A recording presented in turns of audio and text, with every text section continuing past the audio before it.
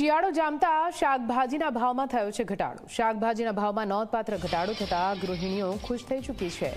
અત્યાર સુધી 150 રૂપિયા કિલો મળતા વટાણા અને તુવેરનો ભાવ 60 રૂપિયા પહોંચ્યો છે। આમળા અને મૂળા તેમજ ગાજરના ભાવ પણ ઘટ્યા। ઊંધિયાના તમામ શાકભાજી સસ્તા થયા છે।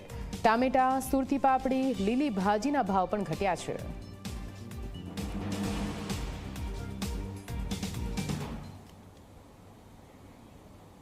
શિયાળો જામી ચૂક્યો છે અને બજારમાં અવનવી જે સ્વાસ્થ્યવર્ધક શાકભાજીઓ છે તેની આવકની શરૂઆત થઈ ચૂકી છે। અત્યારે બજારમાં લીલા શાકભાજીની સાથે શક્કરિયા હોય, મૂળા, ગાજર, વટાણા જેવા જે શાકભાજીઓ છે એ બજારમાં ઉપલબ્ધ છે। અને આ જ સિઝન છે કે જ્યારે ઊંધિયું ખાવાની પણ સિઝન છે, કારણ કે શાકભાજીના ભાવમાં એકવાર ઘટાડો પણ થાય છે અને સાથે જુદી જુદી શાકભાજી ખૂબ સરસ જોઈને કદાચ મન લલચાઈ જાય એવી શાકભાજીઓ અત્યારે બજારમાં મળી રહી છે।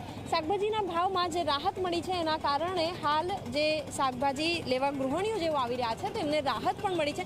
એમની સાથે વાતચીત કરીશું, એમને પૂછીશું, આપ જણાવો શાકભાજી લેવા આવ્યા, કઈ કઈ શાકભાજી લીધી?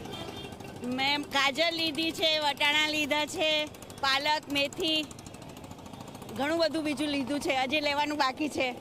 બિલકુલ, ભાવમાં તમને લાગે છે રાહત મળી હોય? જરૂર, બહુ જ રાહત છે। હું સેટેલાઇટથી આવું છું, ત્યાંનો ભાવ ને અહીંયા ભાવમાં બહુ જ ફેર છે। કઈ શાકભાજી એવી લાગે છે કે સસ્તી થઈ અને સારું થયું? બહુ સારી પણ આવે છે અને સસ્તી થઈ એટલે રાહત મળી। અમે ગૃહિણી છીએ, ખર્ચો સંભાળીને કરવું પડે, એમાં અમને બહુ રાહત મળી છે। બિલકુલ, ઘણો બધો ખર્ચ શાકભાજીમાં થતો હોય છે અને અત્યારે જે બજેટ ગૃહિણીઓ એક બાંધીને ચાલતી હોય છે એ જ બજેટમાં અત્યારે શાકભાજીઓ મળી પણ રહી છે।